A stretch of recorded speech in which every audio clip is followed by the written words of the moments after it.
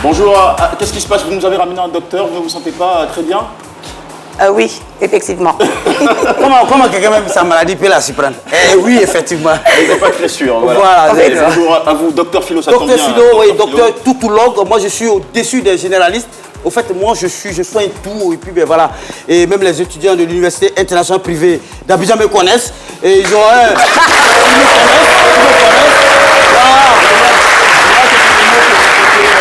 régulièrement au sein de cette université? Ouais, c'est la politique de la main tendue qui est prônée par les jeunes filles de cette université-là. Elle demande... J'ai une amie là-bas, chaque fois qu'elle me voit la faim. Et puis...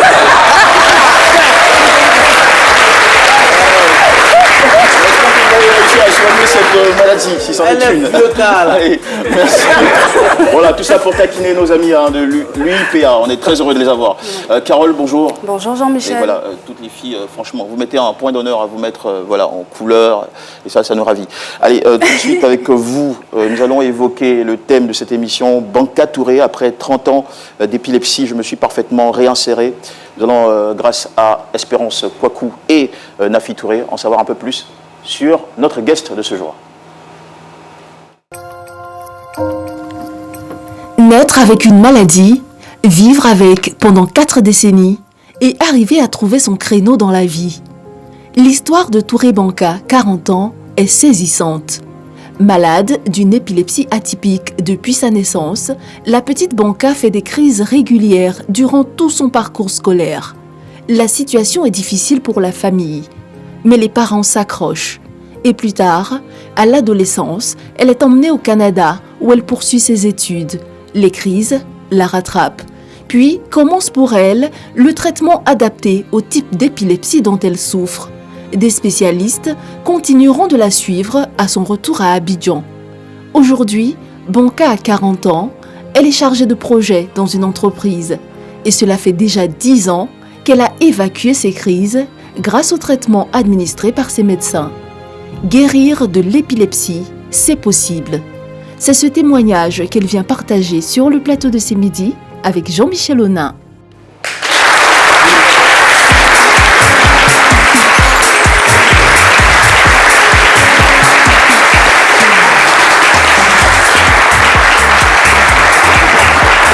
Madame Touré Banka, bonjour. Welcome sur le plateau de ces midis. Merci. Vous voir avec un sourire aussi éclatant nous rassure. Hein. Ouais. Voilà, ça décrispe un peu plus le thème. Voilà, merci beaucoup en tout cas d'avoir eu le courage de venir partager cette partie assez fragile, particulière de votre histoire. Généralement, nous avons... vous connaissez bien notre docteur Maison? Oui. D'accord, le docteur Philo, agrégé en... C'est quoi déjà Tautologie. En tautologie, voilà. Alors, généralement, face à la souffrance de ces patients, il pique une crise de colère, il se révolte. Ouais. Ça donne ça. Docteur Philo se déchaîne. Moi, je suis rassuré quand on la voit avec ce sourire et puis quand on voit le thème, ben, c'est surprenant quand même. C'est une femme qui est forte. Elle est forte, elle est mentalement forte et c'est ce que nous les docteurs, nous demandons à nos patients.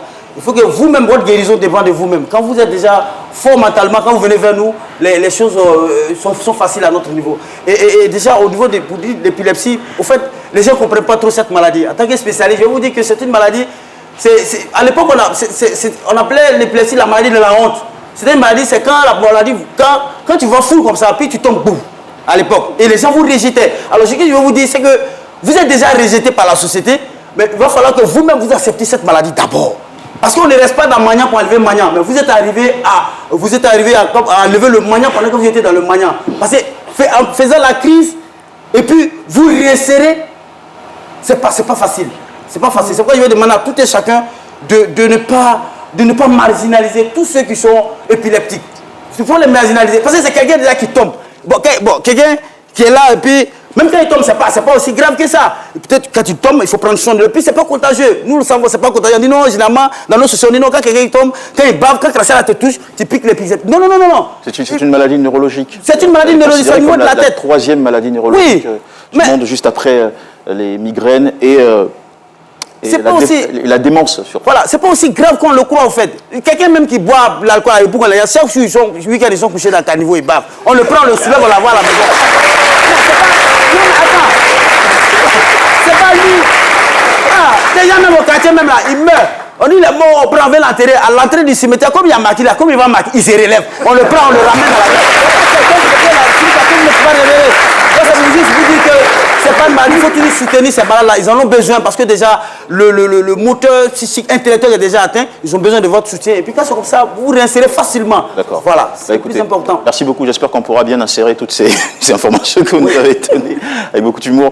Alors, l'épilepsie est une maladie du cerveau avec, bien sûr, marquée par des crises parfois spectaculaires. On a été habitué surtout aux crises spectaculaires. Quand l'épilepsie est évoquée, on pense justement à ces convulsions, à ces absences, à ces chutes que font les malades. Il y a des conséquences, hein, elles sont cognitives, psychologiques et sociales.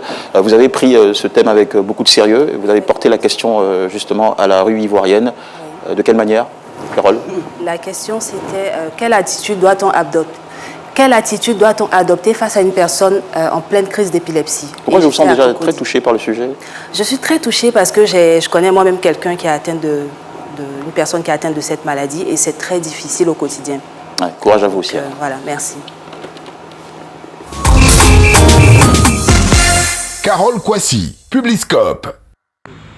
Convulsions subites et spontanées, contractions musculaires spasmodiques, voici les symptômes systématiques qui caractérisent l'épilepsie. Stigmatisés et rejetés, vivre avec l'épilepsie s'apparente à un véritable combat pour les personnes atteintes. Alors, quelle attitude adopter face à une personne en pleine crise d'épilepsie? C'est la question du jour. La première des choses pour moi, c'est d'éloigner d'abord les personnes qui sont autour de cette personne pour qu'elle puisse avoir de l'air frais. Et puis, secondo, c'est de mettre la personne dans une position qui lui permet au moins de respirer. Moi, si je vois comme ça, si je vois quelqu'un qui est tombé là, c'est la prière. Parce que c'est la prière, il sauve. Si je suis avec quelqu'un qui a fait une crise d'épilepsie, je vais d'abord rester auprès de lui et puis bon, je vais le maintenir dans une position dans laquelle il sera en sécurité, où il peut bien respirer, où il peut bien se sentir. Wow, je pense que tout de suite, il faut chercher à mettre la personne dans une position latérale, appliquer les premiers gestes de secours pour ne pas que la personne suffoque et appeler les urgences. Je pense que c'est ce qu'il faut faire. Généralement, ils nous ont dit en Afrique que si quelqu'un tombe devant toi, il est en train de baver, il a épilepsie, il faut chicoter en bas de ses pieds. La personne va se lever, va sauter même pour te montrer que là, c'est pas tombé. Donc c'est ce que nous on connaît. Moi-même, quand il marche, ma petite mousseau, elle tombe même souvent. Moi-même, il y a une mousseau même qui a épilepsie, quand il tape en bas de ses pieds, elle se lève, elle saute. C'était Carole Kwasi pour le Publiscope. Je vous donne rendez-vous la semaine prochaine et n'oubliez pas, je ne serai jamais loin avec mon micro. Disons que votre dernière interview était particulière. Oui. Il a arraché des fous rires à tout le monde. Exactement. D'accord. Alors, je ne sais pas si Mme Touré-Banca sera d'accord avec, disons, la formule de traitement de ce dernier qu'on a entendu. Mais voilà, allez, pour revenir à vous, chère invitée, Madame, vous avez, et vous ne le cachez pas, hein, vous avez 40 ans, vous ne faites vraiment pas, avec telle jeunesse de peau. Vous êtes chargée de projet pour un cabinet d'entreprise. Oui, Action Entreprise. Action Entreprise. Oui. Côté diplôme, et ça tombe bien que nos amis de l'UIPA soient là, je pense qu'ils vont apprécier. Vous avez un bachelor en sciences économiques de l'Université de Montréal. Oui. Super. Tout de suite, nous allons nous plonger de façon rétrospective dans votre histoire. D'accord. C'est à l'âge de 4 ans que les premiers signes de cette maladie ont été observés autour de vous. Oui. Souvenir. Bon, c'est ma sœur qui a détecté. Quand on jouait, elle constatait que je riais seule et que parfois quand je ris, j'urine. Je ris, j'urine. Donc elle a alerté mes parents. Et donc mes parents, par le biais d'un professeur en radiologie, nous a recommandé la Pisam dans le temps. Et puis c'est de là que tout le suivi a commencé. C'est là qu'on a détecté vraiment que c'était une épilepsie. D'accord, donc ça voudrait dire que les rires à la fois et uriner par la suite, ce sont des symptômes d'épilepsie? Oui.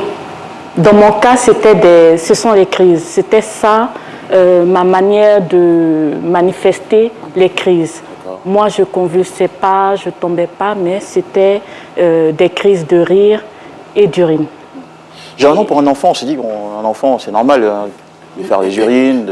Parfois, Voilà. Un enfant, il a des moments de joie, il rit, Oui. on estime qu'il s'épanouit.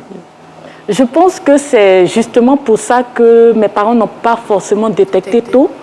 Mais peut-être que c'était tellement répété que ma sœur a fini par dire à mes parents, vous devez vous pencher sur la question. Elle-même étant jeune aussi.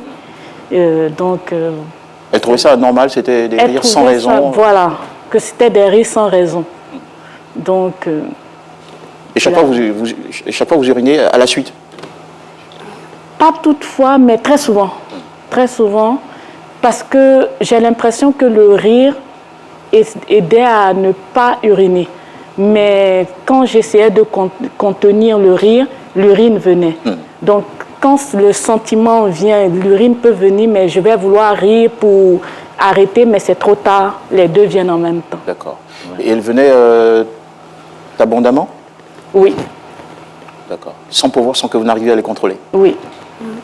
Sans même que j'ai envie d'uriner. Et peu importe l'endroit où vous vous trouvez. Peu importe l'endroit où je me trouvais. D'accord. Alors vous avez 4 ans, vous êtes encore une toute petite enfant. Oui. Vos parents vous conduisent à l'hôpital après l'alerte donnée par votre sœur. Oui.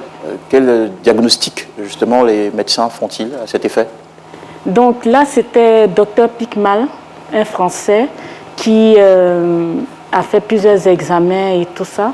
Par la suite, il a préféré qu'on aille en France pour continuer les traitements. Et c'est de là-bas que je crois qu'ils ont détecté une épilepsie atypique dans le temps. Parce que ce n'était pas l'épilepsie que tout le monde avait l'habitude de voir, donc le thème atypique. Et après, 6 mois plus tard, je suis revenue à Abidjan. Dr Picmal prenait sa retraite. C'est son stagiaire qui est devenu professeur Kwasi Begré qui m'a suivi jusqu'à l'âge de 20 ans passé même. D'accord. Épilepsie atypique, c'était la désignation de la maladie à l'époque. Oui. Je pense qu'aujourd'hui, c'est un tout autre nom. Oui. Je crois que c'est l'épilepsie focale. Focale. C'est ça qu'on l'appelle maintenant. Oui. Et les épilepsies, enfin, ce type d'épilepsie, qui sont des épilepsies partielles, touchent généralement une partie de l'hémisphère du cerveau. Voilà, une partie du cerveau. Une partie Mais du cerveau. moi, mon cas, ça touchait le côté gauche du cerveau. L'hémisphère gauche. Voilà. Qui est le lieu de l'intelligence. L'intelligence et tout ça. Alors, Donc, du coup, certaines personnes ont cru que je ne pouvais pas aller à l'école, je ne pourrais pas étudier. Et le docteur et mes parents, ils ont fini par me dire, non, tu vas aller à l'école, tu es une grande fille, tu es forte, tu peux. Et même quand je venais et puis je n'avais pas bien compris quelque chose, ils me disent, c'est parce que c'est toi qui n'as pas bien suivi. Ils n'ont pas voulu me faire comprendre que la maladie est au devant. Voilà. D'accord. Alors, aussi jeune, on vous découvre cette maladie-là. Est-ce qu'il y a un traitement tout de suite, un traitement de choc qui vous est administré? Ils ont commencé à essayer plusieurs types de médicaments. Dans le temps, il y avait la dépakine que je n'ai pas supportée. Ensuite, ils ont pris le Tegretol. Je ne sais pas s'il y a d'autres médicaments qu'ils ont essayés, mais en tout cas, c'est avec le Tegretol que finalement je suis restée. Le Tegretol étant un peu plus fort, ils ont voulu prendre quelque chose de plus faible. Mais les autres, vraiment, je réagissais à ça. Donc, c'est avec le Tegretol que je suis restée. D'accord. Vous nous avez parlé de ces symptômes de rire à gorge déployée, sans raison. Oui. Suivi d'urine abondante, oui. Incontrôlable. Oui. Est-ce qu'il y avait d'autres symptômes qui marquaient cette épilepsie partielle? Il y a des moments d'absence que jusqu'à présent j'ai quand même comme séquelles. Il y a des moments où je suis comme dans un monde, je ne sais pas. C'est bref, mais c'est ça. Et il y a des moments où je bave. J'avais quand même tendance à baver. Ouais. Parce qu'après, je veux dire, vos parents vous ont encouragé à aller à l'école. Est-ce qu'à l'école, justement, ces symptômes se manifestaient au milieu de vos camarades, en salle de classe ou dans la cour de la récréation? Oui. Surtout les moments d'absence, ça se manifestait beaucoup. Donc on peut dire, mais bon, quand on est en train de jouer, puis elle s'est arrêtée, on ne sait même pas pourquoi. Bon, voilà. Et ça arrive aussi en classe pendant que vous êtes pendant les cours. Donc, quand vous êtes en plein cours de littérature, oui. c'est à l'EPS. Je ne pensais à rien du tout même. Je suis dans un vide. C'est ça. Aucune image qui vous vienne à la tête? Non, vraiment. Donc, et très souvent, le prof va Banca, où tu es? Reviens. Bon, là, je reviens en classe, quoi. Et vous arrivez en classe est-ce qu'il vous arrivait en classe d'éclater de rire et de vous retrouver à avoir uriné sur vous? Oui, mais avant de partir en classe, mes parents prévenaient les professeurs. Voilà les différentes crises qu'elles pourraient faire. Et on évitait de me mettre en bordure où il y a les fenêtres parce que j'avais tendance à me déconcentrer facilement. Du coup, sinon, bon, je m'endormais. Donc, j'ai des moments de somnolence. Ça fait que, bon, on me mettait devant, mais au milieu, pas en bordure. Tout à l'heure, par exemple, vous avez dit que la maladie avait touché l'hémisphère gauche de votre cerveau. Oui. Est-ce que ça n'a pas eu un impact, on va dire, négatif sur votre rendu scolaire? Si, disons que j'étais très lente avant, quand j'écrivais, donc moi je ne me rappelle pas, en tout cas dans mon primaire, avoir fait une récréation. Puisque les cours, je les recopiais au moment où les autres allaient jouer justement. Parce que pour retenir, je vais écrire L, je vais écrire le L, E, je vais écrire le E, ah bon, le temps de finir le texte, vraiment. Mais j'avais compris, avec le temps, je pense que mes parents ont travaillé beaucoup là-dessus et on me faisait étudier à des heures précises, on me faisait faire des siestes et tout ça. Donc, bon, quand même, l'école, c'était pas... Ça a été difficile, mais pas terrible, quoi. Est-ce que vous êtes retrouvé dans des situations où vos petits camarades de classe se sont moqués de vous, se sont amusés de votre situation parce que, justement, Banca a pissé sur elle? Bon, je parle comme ça, comme si c'était un enfant. Et Banca a pissé sur elle. Mais pourquoi tu ris comme ça? Oui. Qu'est-ce qu'il y a? Tu deviens folle ou quoi? La crise d'urine... Non, mes amis, je ne me rappelle pas. Peut-être que ça arrivait, je ne me souviens pas vraiment. Mais je sais que quand c'est comme ça, mes amis me disent « Hé, Banca, va vite aux toilettes, va vite aux toilettes ». Bon, je sais que peut-être que c'était ça. Mais les crises de rire, étant donné que j'aimais rire, bon, donc ils vont dire « Mais Banca, elle aime trop rire, hein ». Et puis voilà, c'est tout. Donc, ça veut dire que vous aviez le soutien de vos camarades. C'était une école privée, c'est ça? J'ai fait les deux. Sinon, le public là, c'est Banca pissé là-bas. C'est comme ça, donc le public,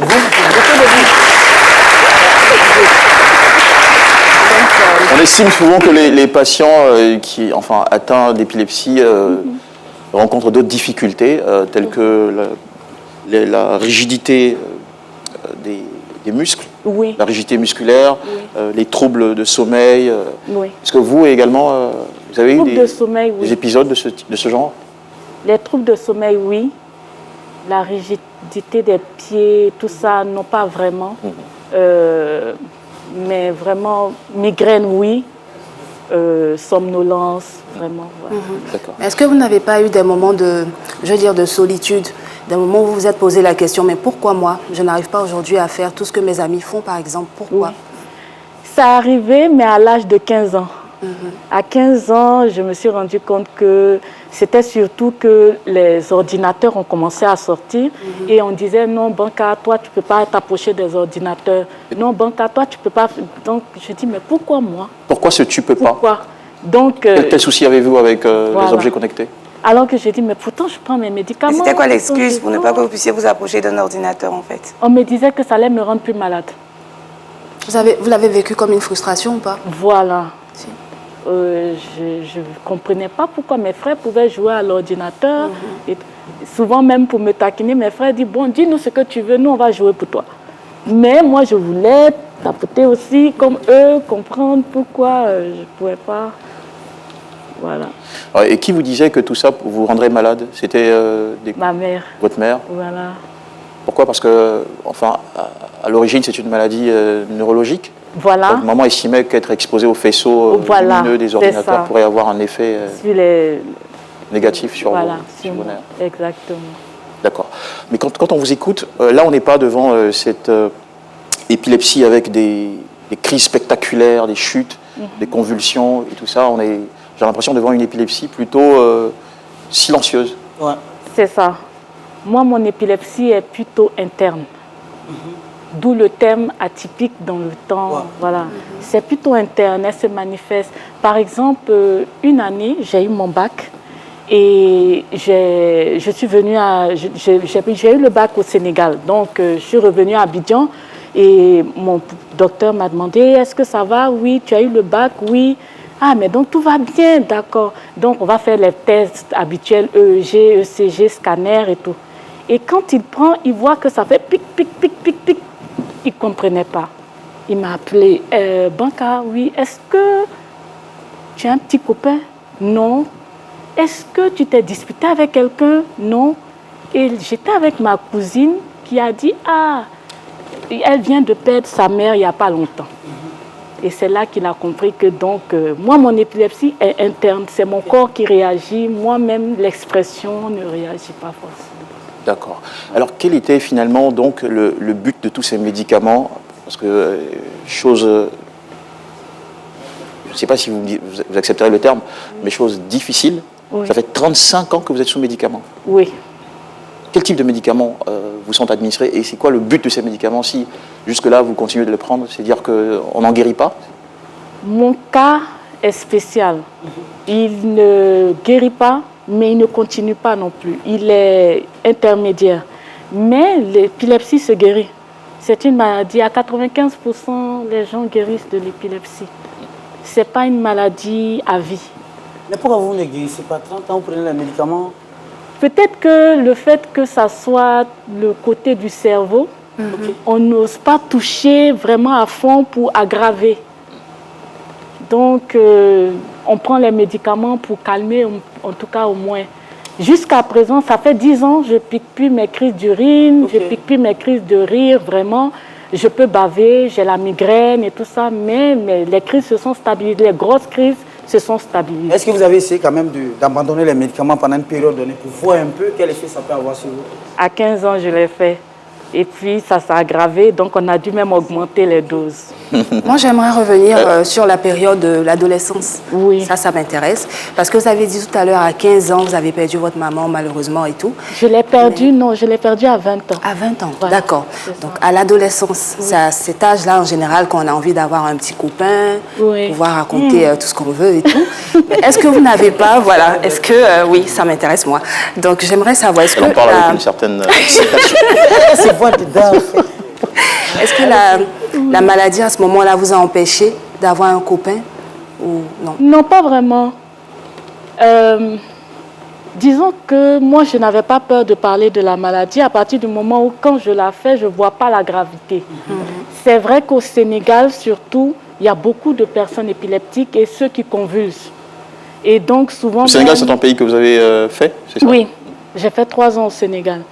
Et c'est un pays où, parfois, par exemple, quand il y a des examens ou des compositions, pour ne pas passer l'examen, justement, certaines font semblant de piquer leur crise. Et celles qui piquent vraiment les crises, piquent aussi des crises. Donc, vous pouvez avoir 3, 4 filles qui tombent en même temps. Ça fait que moi, bon, par rapport à leur cas, je trouvais que moi, j'étais vraiment chanceuse. Vous avez dit combien de filles qui tombent en même temps? 3 ou 4 filles, ça peut être vraiment plus que ça même. D'accord. Nous sommes en retour de pub. Merci de nous suivre sur RT1, mesdames et messieurs. Nous sommes en compagnie aujourd'hui de Mademoiselle Touré Banca, qui est personne vivant avec une épilepsie focale depuis plus de 30 ans. Elle partage avec nous donc le parcours de cette maladie. Il y a eu ces périodes d'absence, de fou rire sans raison, injustifiée, accompagnée d'urine abondante et incontrôlable. Oui. Vous nous avez dit avant la pub que désormais ce type de symptômes, ça fait 10 ans maintenant que vous ne les observez plus. Oui. On va dire grâce au traitement que vous suivez. Voilà. Ça va faire maintenant 35 ans de traitement médicamenteux. Oui. Ça se dit traitement médicamenteux? Oui. D'accord, heureusement, voilà, super. Alors, il y a eu au-delà, ce qui est bien à dire, c'est que vous avez un parcours assez intéressant. Vous avez un bachelor en sciences économiques à l'Université de Montréal. Oui. C'est-à-dire que cette épilepsie, quoique affectant l'hémisphère gauche de votre cerveau, ne vous a pas empêché de suivre correctement à l'école, de faire vos diplômes. Oui. Et vous avez eu la période collège, lycée, l'après-bac, vous avez eu votre bac, c'était un bac quoi? D, C? D. Bac D, d'accord. Un bac assez compliqué aussi. Parce que là, on est entre A et C. Et finalement, vous allez aussi à l'université. Oui. Cette période universitaire, comment vous la vivez en tant que personne, je ne dirais pas épileptique, de peur de me faire taper par le professeur à côté qui nous a rejoint entre-temps. C'est le professeur Doumbia Ouattara Mariam, qui est enseignant-chercheur à l'université Félix Houphouët-Boigny et neuropédiatre au CHU de Trècheville. Vos applaudissements pour...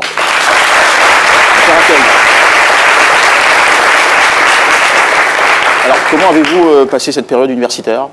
Y a-t-il eu des crises aussi? Elle était plus facile que le collège et le lycée, mais bon, quand même, à la fin du bac, disons que c'est là que les crises de toutes petites sont revenues à un moment donné. Donc... Est-ce qu'en amphi, vous êtes surprise un jour à faire ces symptômes que nous avons évoqués il y a quelques petites minutes? Voilà, juste comme ça, c'est venu comme ça. Vraiment, je n'ai pas eu d'explication logique, mais je sais que je souffrais beaucoup de migraines et de vertiges à cette période-là. C'était la fin du bachelor, mais voilà, c'était vraiment difficile. Je ne sais pas si c'était trop l'écran, est-ce que c'était le fait que tout soit radioactif autour de moi ou quoi, mais en tout cas, ça a provoqué ça. Quand on souffre de cette maladie, de cette épilepsie focale, et on doit préparer un examen, par exemple, ou des cours, parce que le bac D, c'est, enfin, comme tous les autres, c'est beaucoup de chapitres qu'il faut bosser par cœur pour parler un peu ivoirien. Il faut faire le boileau, il y a le décapi, toutes ces techniques-là pour retenir les leçons et s'assurer de passer avec brio son examen. Comment vous avez vécu ça? Est-ce que ça a été plutôt facile ou compliqué à cause de la maladie? De la maladie, non.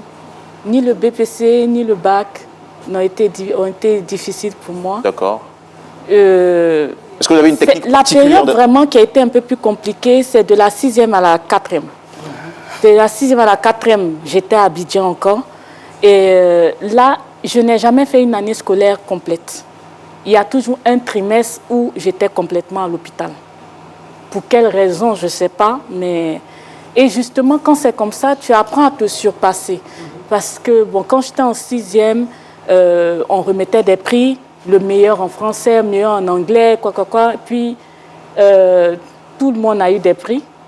Et tout ce que ma maman m'a dit, elle dit, tu vois, tous tes amis ont ramené des prix à leur mère, sauf moi. Je retourne vide. Ça m'a tellement fait mal que je me suis dit qu'il faut que moi, je ramène un prix à ma mère. Et ce rêve, vous l'avez réalisé? Je l'ai réalisé. À quelle étape de votre cursus scolaire? Oui. À quelle étape de votre cursus scolaire vous l'avez fait? Après la 6e, donc en 5e et en 4e. Ah d'accord. Et c'était quoi comme prix? J'ai eu le prix de la 2e du cycle. Du premier cycle. Ok. Ouais. C'est quand même une place très honorable. Oui. Aujourd'hui, par exemple, est-ce qu'il y a des choses que vous ne pouvez pas faire à cause de la maladie? Comme, je ne sais pas, conduire, nager, courir. Est-ce qu'il y a des choses que vous auriez aimé faire mais que vous ne pouvez pas? Les arts martiaux. Je pense que je ne sais pas. Vous pensez que vous avez besoin de vous défendre? Voilà. De qui? Votre futur rival. Il faut s'apprêter, on ne sait jamais. Attaque-défense. Mais non, pour l'instant, je crois que l'épilepsie, c'est une maladie comme toutes les autres. Ouais. C'est vraiment comme quelqu'un qui porte des lunettes. C'est peut-être à vie, mais ça ne l'empêche pas de faire des choses. Aujourd'hui, vous vivez mieux avec? Voilà. Je la comprends mieux. Et puis, je sais comment surtout prévenir. J'ai appris à prévenir, à apprendre à écouter mon corps. Et puis, voilà, quand je sens que je suis fatiguée, j'arrête. D'accord. Aujourd'hui, vous travaillez, je le disais dans votre présentation, vous êtes chargé de projet pour... Oui. Pour Action Entreprise. Le cabinet Action Entreprise. Oui. D'accord. En tant que personne vivant avec cette maladie, vous allez, disons, soumettre une candidature à poste. Est-ce que vous n'aviez pas des appréhensions en vous disant je pourrais ne pas être à la hauteur des attentes placées sur moi? La vie en entreprise, c'est beaucoup de stress et ça fait tourner les ménages. Oui. Ça pourrait peut-être déclencher un certain type de crise auquel je ne m'attends pas. Est-ce que vous n'avez pas eu des peurs à ce sujet? Non. Lors de votre demande d'emploi? À partir du moment où j'ai travaillé plus de 15 ans, ça fait plus de 15 ans que je travaille. Bien avant? Oui. Au Canada, j'ai travaillé dans une banque, à la Banque Royale du Canada. Et c'était stressant, le boulot là-bas. Par contre, là-bas, j'avais des appréhensions. ah non, ce poste, ça, je ne pourrais pas le faire parce que c'est pas, ça demande beaucoup d'ordinateurs, ça demande beaucoup de téléphones. Et je pense que j'ai laissé beaucoup de chances passer comme ça, sous prétexte que je ne pourrais pas. Et j'ai fini par comprendre qu'il faut oser. Rien ne coûte d'oser. Voilà. Donc, à aucun moment de votre vie professionnelle, vous n'avez piqué une crise due à trop de travail ou à trop de stress? Si, mais j'ai expliqué, quand je commençais le travail, j'ai expliqué au travail ce que j'avais. D'accord. Vous n'avez pas gardé le secret? Voilà, c'était confidentiel. Bon, ma directrice m'a demandé s'il fallait qu'elle en parle aux autres. Je lui ai dit vraiment, j'ai aucun problème avec. C'est pas quelque chose que je voulais forcément cacher. Maintenant, mais on a fait par exemple dans tous les boulots, il s'arrange à ce que je commence un peu plus tard. Ok. Même s'il faut finir plus tard. Il n'y a pas de souci. Voilà. Ok. C'est comme ça. C'est une question qui peut être un peu embarrassante, mais permettez-moi de le faire parce que c'est c'est mon métier. Oui. Vous êtes tout aussi belle. Oui. Vous avez 40 printemps. Et apparemment, vous êtes... vous me confirmez que vous êtes célibataire. Je suis célibataire. Est-ce qu'il y a un lien avec tout ça? Non, il n'y a pas de lien. Vous qui faites beaucoup de calculs dans votre tête, vous dites il faut quelqu'un qui puisse me supporter, m'accepter avec ce que j'ai, ou c'est quoi le problème? Enfin, si c'en est un. Non, je pense que j'ai juste pas trouvé encore la personne avec qui ça match. Mais ils viennent vers vous quand même, les prétendants, ils viennent vers vous? Oui, bon. D'accord, ok. Le sujet est assez sensible. Merci beaucoup, Touré Panka, pour votre sincérité. À côté de nous, il y a le professeur Doumbia Ouattara Mariam. Je tiens à le rappeler, vous êtes neuropédiatre au CHUD Treichville. Petite question liée donc, à cette thématique. Il existe énormément de préjugés autour de l'épilepsie. Quelle est la réponse, à travers vous, la réponse de la médecine à cet état des choses? Alors, il faut aussi préciser que je suis la présidente de l'association ivoirienne de lutte contre l'épilepsie. Voilà. Et vraiment, l'une de nos priorités, c'est vraiment d'agir contre les préjugés autour de l'épilepsie. Comme disait un de nos maîtres, il n'y a pas une maladie dans laquelle les préjugés font autant souffrir que l'épilepsie. Alors, la réponse de la médecine La réponse à la médecine, il faut savoir que l'épilepsie, c'est une maladie neurologique. Elle n'est pas liée à une possession diabolique, ce n'est pas une maladie de génie, il s'agit d'une maladie neurologique qui va survenir d'un dysfonctionnement au niveau des cellules du cerveau. Deuxième point, l'épilepsie n'est pas contagieuse. On peut vivre avec une personne souffrant d'épilepsie, on peut manger avec elle, on peut se marier avec une personne épileptique. L'épilepsie n'est pas contagieuse. Troisième point, l'épilepsie n'est pas une maladie héréditaire. Donc, on peut épouser une personne vivant avec l'épilepsie, on aura des enfants sains. Mais c'est vrai qu'il existe peut-être 5% d'épilepsie génétique dans lesquelles on parle de prédisposition héréditaire. C'est-à-dire que si dans ma famille, il y a des personnes souffrant d'épilepsie, j'ai plus de chances de faire une épilepsie que vous qui n'en avez pas dans votre famille. D'accord. Quatrième point sur lequel j'aimerais insister, l'épilepsie est curable. C'est-à-dire que l'on peut guérir d'épilepsie. Quelles que soient les formes d'épilepsie, parce que là on parle d'épilepsie partielle, focale. Focale. Il y a cette forme d'épilepsie qui est beaucoup plus connue du grand public avec les crises, les convulsions. C'est ça. Est-ce que de cette épilepsie-là aussi on peut guérir? Alors, ce dont vous parlez, c'est ce qu'on appelle la crise généralisée tonico-clonique. C'est la crise la plus connue, la plus impressionnante, la plus spectaculaire. Mais elle n'est pas aussi fréquente que ça. À côté de celle-là, il existe différents types de crises. Est-ce qu'on peut guérir de cette forme-là? Mais ça dépend du type d'épilepsie, parce qu'on a les crises d'épilepsie et on a l'épilepsie maladie. D'accord. Donc après, ça dépendra de quelle épilepsie, dans quelle épilepsie ça s'inscrit. Oui. Il y a ce qu'on appelle les épilepsies idiopathiques, dans lesquelles on ne retrouve pas de cause, qui sont de bons pronostics. Il faut savoir qu'environ 80% de patients épileptiques peuvent être guéris, à condition qu'ils accèdent au traitement et qu'ils acceptent effectivement de bien prendre le traitement. Vous avez bien fait d'évoquer ces épilepsies, c'est quoi? Idiopathique. Épilepsie pour lesquelles il n'y a pas de cause. Je suis sûr qu'ils sont des millions à s'être posé la question, c'est quoi les raisons, les mobiles déclencheurs de l'épilepsie, les causes? Les causes de l'épilepsie, comme j'ai dit, on a les épilepsies idiopathiques et à côté les épilepsies non idiopathiques dans lesquelles on peut mettre en évidence une cause. Donc on parlera d'épilepsie symptomatique. Alors il faut savoir que toute agression, toute irritation qui va survenir au niveau du cerveau est susceptible de déclencher une crise d'épilepsie. Irritation due à quoi? Alors, je fais un accident vasculaire cérébral, un AVC, qui me laisse une lésion au niveau du cerveau, je peux développer une épilepsie. Est-ce qu'il y a le fait d'être beaucoup trop concentré aussi qui peut faire piquer une crise d'épilepsie? Par exemple, son assistant a mis 4 enfants alors qu'elle n'a pas d'enfants. Est-ce que c'est une forme de l'épilepsie aussi? Non, chez le patient...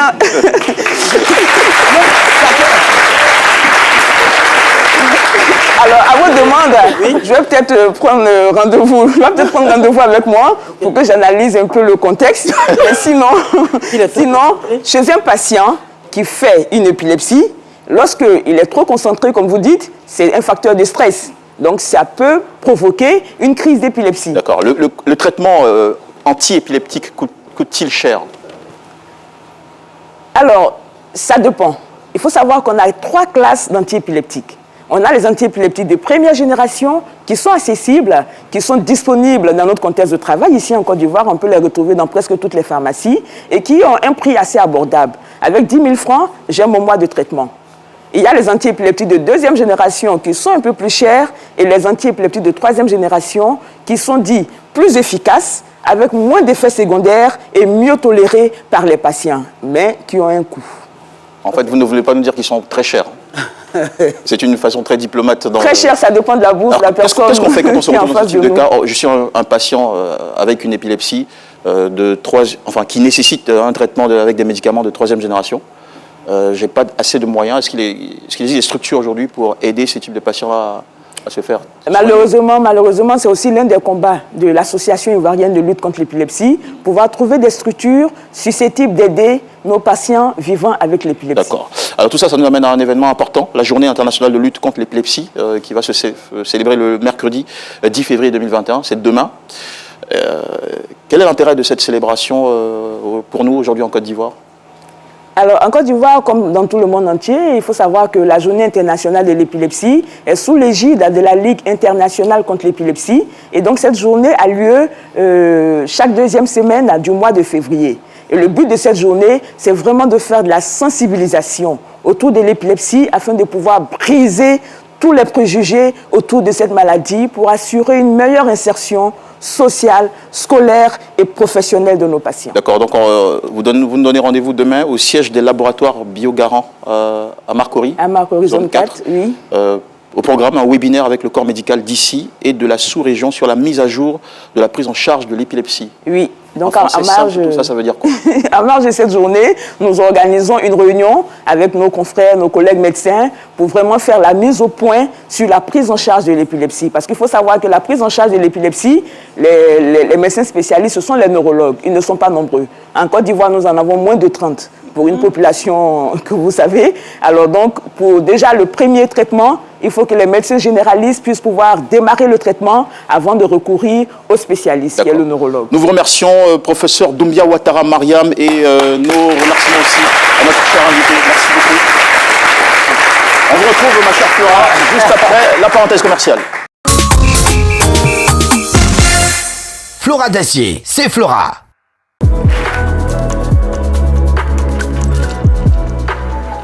Monsieur Basile Boli, bonjour. C'est Roger Boli. C'est Roger. Pardon? Moi, c'est Roger. C'est pas Basile Boli. Ah bon? Et vous êtes? Le frère de Basile. Roger. Roger. Oh là là. En fait, j'avais rendez-vous avec Basile Boli. Ah, il m'a dit Roger. Roger. Basile, il ne vit pas ici. Hein. Il n'est pas là? Il vient de temps en temps ici. Ah, d'accord. Donc, oh là là. Ah ouais, à mon avis, il faut changer toutes vos questions, c'est pas les mêmes. Je sais pas grand-chose de vous, hein. Ouais. Donc, vous faites quoi dans la vie? Vous êtes chanteur, non. acteur? J'étais footballeur comme Basile. Footballeur également? Ouais, j'étais footballeur aussi. J'étais agent, maintenant je suis consultant maintenant. D'accord. Et maintenant mais sinon, vous avez été formé à la SEC Mimosa également comme votre frère? Non, Basile n'a jamais été formé à la SEC. Pardon? Basile n'a jamais été formé à la SEC. Il était formé où? À Auxerre avec moi. C'est où? À Auxerre en France. En France? Ah bon? Je ne sais pas s'il a été formé, lui. Je ne sais pas quand est-ce qu'il a été formé. Peut-être dans le ventre de sa mère. Si c'est votre grand frère, peut-être qu'il a eu une formation avant que vous soyez né, non, je ne sais pas. On est partis ensemble à Auxerre. C'est un peu embarrassant. Ouais. Je ne sais plus trop quoi dire. Non, mais à la limite, si ça ne vous dérange pas, vous vous préparez puis vous me rappelez. Je reviendrai. Est-ce que vous allez revenir? Bien sûr, sans problème. Vous êtes gentil? Non, sans problème. Vous êtes gentil? Ça dépend. De quoi? Ça dépend. Ben... Ce que je ne comprends pas, c'est comment ça se fait que vous soyez là à la place de votre frère. Mais moi, ils m'ont dit, quand la personne m'a appelé, c'est vous qui m'avez appelé ou pas? Non, c'est mon assistante. Elle aussi, elle était stagiaire. Alors, elle m'a dit... on nous a débauchés toutes les deux. Monsieur Boli, j'ai dit oui. D'accord. À la différence de moi encore, j'étais stagiaire dans le domaine. Ouais. Mais elle était carrément danseuse, quoi. Danseuse? Ouais. Elle n'était pas dans le domaine?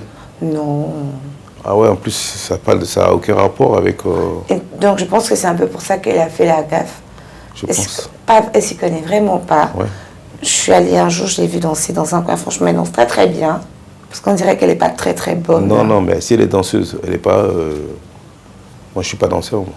C'était un plaisir en tout cas. Il n'y a pas de problème. Désolé encore. Ah non. Désolé, ben... Ça peut arriver. Non, mais c'est surtout pour vous. Hein. Moi, j'ai pas de problème. Non, non, il n'y a pas de souci. Merci beaucoup. Il n'y a pas de problème. À bientôt.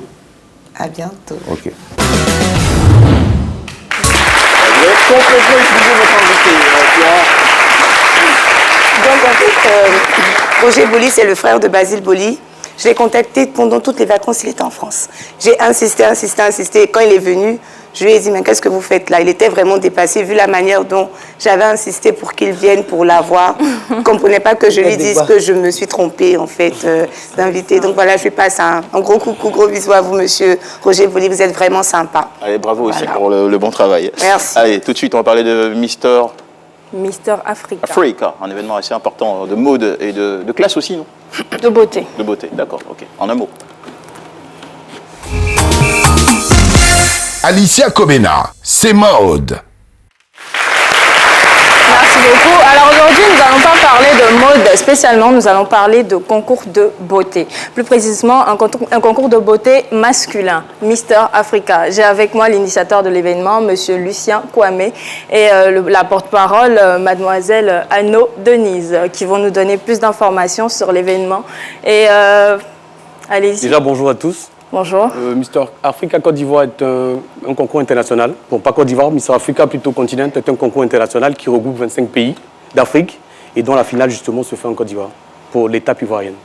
D'accord. Et comment se sont passées les étapes de sélection? Il y a eu d'abord un casting en ligne, ensuite une présélection physique et ensuite la finale. D'accord. La finale se tiendra quand? Et le 13 février au Palais de la Culture à 19h. Ok, merci beaucoup. Et vous aurez droit à un petit défilé des différents candidats présents avec nous. Je vous dis, ils sont vraiment beaux et très bien sculptés. Laissez-nous apprécier. Appréciez en tout cas. Allez-y apprécier. Voilà. Merci beaucoup. Alors, lors du concours, combien de candidats vous retenez? Combien de candidats participent déjà à 22 la finale? candidats et il y aura un quintet. D'accord. Oui. 22, ça fait une équipe de football. La finale se tiendra le 13 février. À 19h au Palais de la Culture. D'accord. Merci beaucoup et bonne chance pour la suite. Merci, et bonne chance aux gagnants. Merci. D'accord, écoutez, ça a été un plaisir. Merci beaucoup aussi à vous, Alicia. Merci Jean-Michel. Je suis vêtue de rouge. Vous allez montrer un peu ce que vous avez porté aujourd'hui. Comment? Allez-y. Un petit défilé quand même. Un petit tour, puisque c'est votre métier. C'est son domaine.